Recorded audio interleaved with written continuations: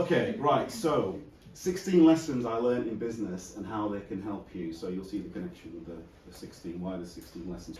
So it all started in 2007. Let's give you a bit of a laugh. That's me. Look how happy I am. Look how happy I am in 2000. This is actually 2008. That's the earliest picture I could find in my first office. Really happy. Look at my iMac, it's still there. I'm a bit of a hoarder, still got that. And I've just started out in business. I mean, look at the difference there. It's almost 16 years. How grey I've gone. I should not be that grey for 43. But yeah, 2007 I started the business. I was made redundant. And I was due to get married, so I was made redundant in April 2007. I was due to get married in July 2007, and I just got the keys for my house, our house, myself and my wife's house. Yeah, I'd been made redundant. What do? I set up a business. Talk about taking a risk. And I thought, oh, it'll be brilliant. You know, I've got a degree, I've got a Chartered Institute of Marketing qualification. This will be brilliant. I know about everything. Let's go. Boy, was I in for a surprise. It turns out it's experience that I needed. So I've categorized it into 8 different areas. I'm not going to read through all of them because I'm going to go through each one. And these are all lessons that I've learned in business. So let's talk about finance first. So number 1, this is really obvious, but actually, you know what? I fell for this quite a few times. Get a good accountant. Now, all the accountants I've worked with, for the record, have been good, but were they good for me for the stage I was at in the business? Did I connect with them in the right way? Were they ticking the right box for what I needed? Not what I need now, but what I need in the next few years. And I learned that. I currently work with Debbie Whitaker from Not Just Numbers. Been working with them for about a year, and it's brilliant. You know, they really get us, and they really know how to take an amount of work away from us and actually get me focusing on the right things. It isn't just about self-assessments and tax returns and all that kind of stuff. It's all about, making sure they understand the organisation. So that was actually quite an expensive, in hindsight, quite an expensive lesson I learned. Number 2, review and increase your pricing regularly. Now this one is always a bit of a challenging one, I find, in business. Everyone I speak to, especially when you're in kind of the micro business sector or even a freelancer, you're worried about putting your pricing up. But I suppose recent circumstances have really highlighted, if you think about it, energy's going up, your rent's probably going up, all your costs are going up, so why shouldn't your pricing be going up? If you think about your phone contracts, every year you'll get a letter or an email from EE or Vodafone or whatever saying, oh, we're just going to put up your price by £1.20, and you'll just ride with it. But £1.20 multiplied by 100,000 contracts or whatever they have, they're doing pretty well out of that. So there's no reason you shouldn't. Obviously it has to be within reason, but again, only recently I realised actually there's a few clients that are actually paying fees that were set 3 years ago, and for us things have changed significantly. So again, massive lesson learned. Make sure you're always reviewing and increasing your pricing where relevant. So sales. Let's talk about sales. Know your value. One of my first ever strategy jobs, when I was on my own in the office that you saw in the picture, I charged about 250 quid for it, which is absolutely nothing compared to where we are now. I think I spent about 4 days working on it.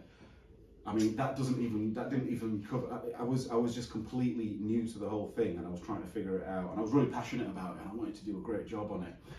And it took me a while to really understand, where I should be charging. I felt guilty actually making, too much profit. I didn't understand. I was basing it based on price rather than the value that I was actually delivering. And I know I was able to deliver some real value to people, and they, in the marketing game, they were able to do things that were then helping them make money. So I think it's really important. It's a discussion that I have with a lot of people. Make sure you know your value. And if someone's saying to you, which actually happened, it has happened in the past, all right, well, that's your price. Can you do me at 10% cheaper? Now I'm in the habit of saying, why do it at 10% cheaper? I haven't even started working with you. What they're saying to me is, you're only worth 90% of what you've said. And that isn't right. They're devaluing you straight away. So that's a really important one to me, and something I'm very passionate about. Don't keep all your eggs in one basket. Again, starting out, it's hard to pick up work. And I had this one client that probably gave me, 60-70% of my work, and that's kind of how I started when I was working on that little iMac. And as his business grew, I became a little bit complacent, and it got to a point where he realised that, you know, all these things he was asking me to do, he could easily hire somebody in-house to do that. And overnight, I lost, I don't know what it was, 60% of my income. And at the time, it was probably, I thought, the worst thing that could ever happen in the business. But actually, it turned out it's probably the best thing that could have happened.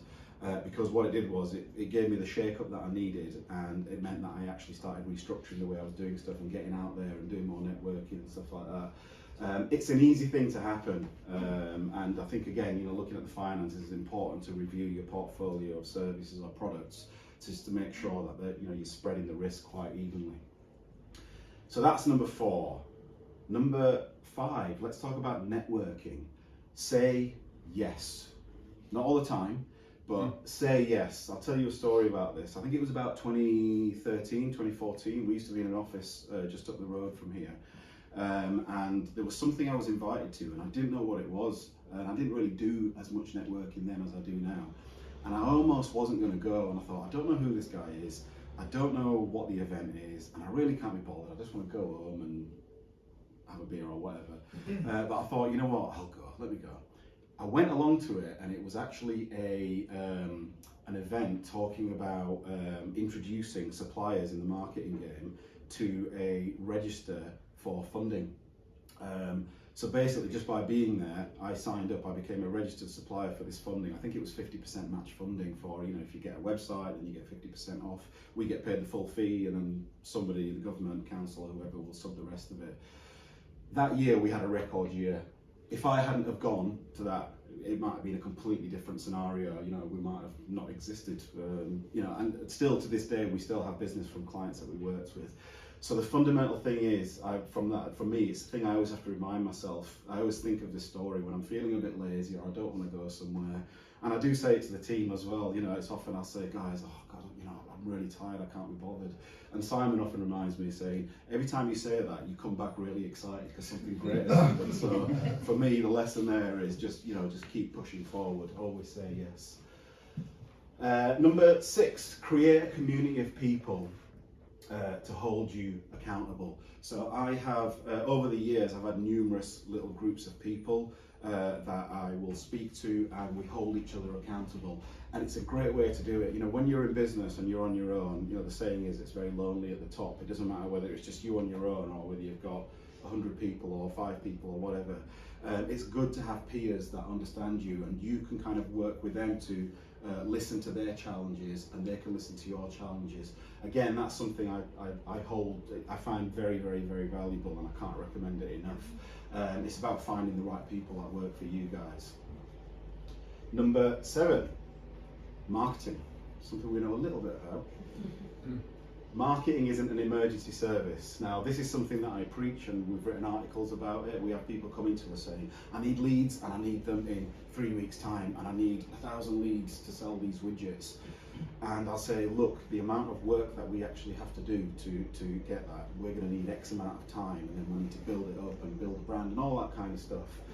The irony in this is, I used to treat it as an emergency service myself. How many years ago, when somebody would call me and say, can you do this job for me? I'd say, yeah. You know, the Richard Branson saying, if you see an opportunity, say yes, and then worry about how to do it later. That does happen, that works sometimes, but it doesn't work all the time. And yeah, you know, that's a really important thing to highlight. You know, I had to learn marketing isn't an emergency service, because all of a sudden I was just setting myself up for working with clients that were actually, the expectations were really unreal. It's a nice siren there to go with that. Know your audience. Again, something we know a little bit about. If you need an audience persona, speak to Danny. Know your audience. Again, I fell into the trap of, you know, starting out. You know, the one thing, marketing 101 is, you know, niche down and know who the people are that you're working with. Ironically, that's what I didn't do. I was finding my feet, and I was just trying to target everything to everyone. And for how many years in the early days, we were just this really bland kind of setup and just taking in and not really known for anything. And it took a long time to do that. And I know why I didn't do it, because it was the fear of, oh, hang on, if I say I only work with this sector, or we're doing this kind of thing, I might miss an opportunity there.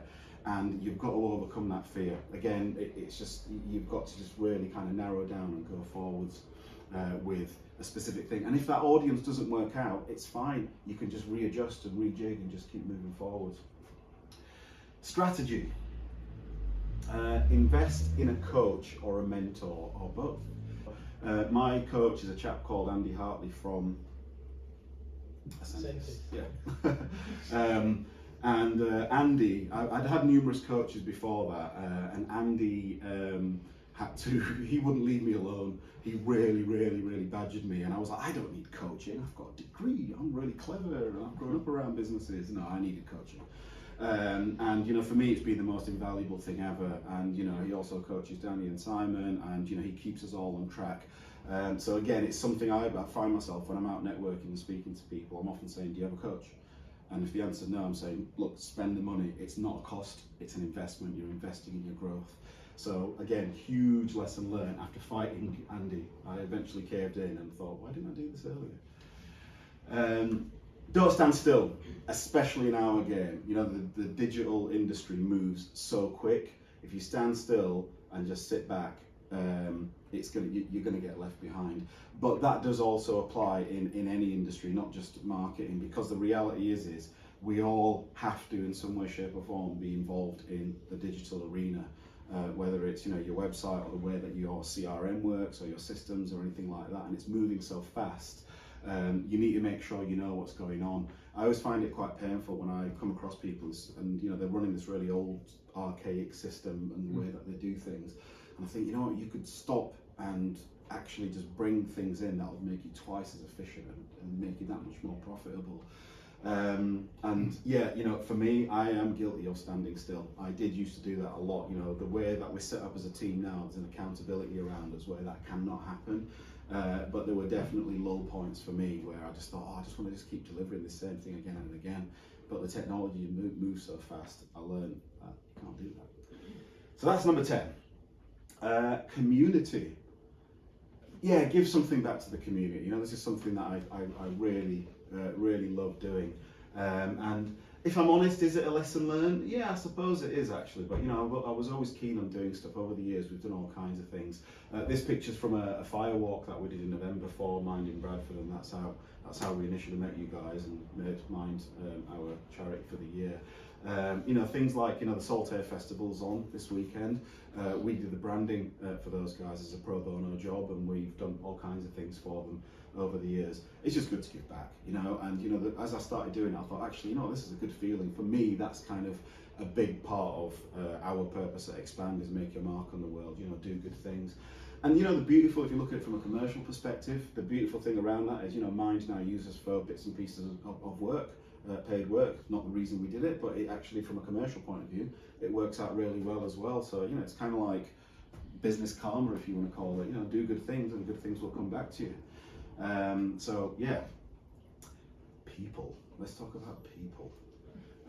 Hire based on values. You might have kind of heard people say that before. Now, this was a really big lesson learned. When I was first hiring, one of the first people I hired just happened to be he contacted me on a weekend. He just sent a CV out to me saying, I'm looking for some work. And I was really worried because we just won a job. I thought, I don't know how I'm going to deal with this. Had a chat with him on the phone, gave him a job, and that was that. And that was great. But I went around the recruitment process. I did it wrong. I was hiring based on what the skill sets were, but actually there were some people in the organisation that were not really aligned with our values. They did some good work, but it created all kinds of ripples within the business. Values. For me, it was a very difficult thing. These are our values: do good things, in it together, always evolve, speak up, listen up. And as a team, we genuinely demonstrate that on a regular basis. We all report back to each other on a Monday morning on how we think someone else has demonstrated those values and how we demonstrated those values. So when we recruit, we don't ask them, tell me how you have evolved in the last year. We just look for the, read between the lines. So for me, hiring based on values was a huge thing. Listen to your team. It's so natural to, when you set up a business, you start employing, you've got to train people. People come in, and when they're really engaged, they're going to come in with all kinds of different ideas and ways of doing things. And it took me a while, because when it's your own little baby, you're kind of like, no, hang on, no, but you don't know, you might, if we do that thing, it might be wrong. I think it was Steve Jobs who said something like, hire people that are more intelligent than you and listen to them. Who would have thought he was right? Steve Jobs. But yeah, he was absolutely right. And again, that was a massive lesson. And now, I'm so grateful I've got such an amazing team around me. Everyone gets the same in whatever goes on. And between us all, there's all kinds of great ideas. And it means I don't have to think as hard as well, which is great. I like not thinking. And finally, let's talk about you. This is an important one. Now, this is a huge lesson, a massive lesson that really, you hear about it, and you hear people talking about, make sure you look after yourself, you don't want to burn out and stuff like that. But I didn't really appreciate that until, I'm not sure if I've ever burnt out, but I know I've had some really, really, really stressful moments. So number 14, making mistakes is part of the process. I think there's a saying, fail fast, fail hard, something like that. And it's true. It's like, you can't be afraid of failure. I feel like making the mistakes is actually some of the most valuable learning you're going to get. You have got to make the mistakes. And I used to beat myself up over it. Oh my God, how do we do that? Why didn't I think of this?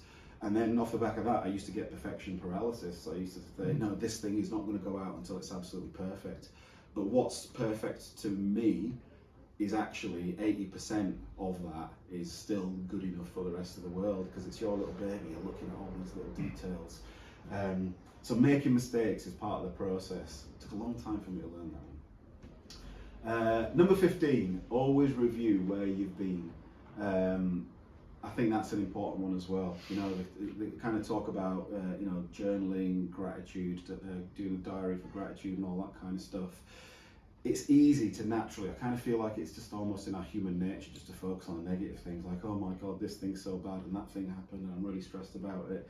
If you just stop and look back at the last year or the last 2 years, the last month or whatever, and just list 3 of the best things that have happened, something like that I think is really important to review where you've been. You can't get to where you want to go unless you know where you've been. So yeah, that's an important one. And then the final one is just look after yourself. Again, this is a thing that, especially now, there's a lot of awareness around this kind of thing, workplace well-being and all that kind of thing. And I always used to think, yeah, okay, right, yeah, fine, whatever. But I didn't realise that I was actually just taking myself deeper and deeper and deeper into stages where I was just going home, I wasn't sleeping right, I wasn't eating right, I wasn't exercising and all that kind of stuff. And for me, that's what that is. It's taking time out and doing a thing where I'm switching off from work. And when I'm focusing on myself, especially in the last couple of years when I've really, taken time out, I used to have this guilt of I must be here from 9 to 5 every single day. But I recognise now when I need to go away and just have my focus time, I'm turning up to work and I'm just that much more focused. And if I'm focused, then the rest of the team around me are all, it's supporting the business. So for me, again, that's a lesson that I actually just keep learning and forgetting, because it's easy just to keep getting carried away with whatever you're doing and you think, oh, I need time for myself.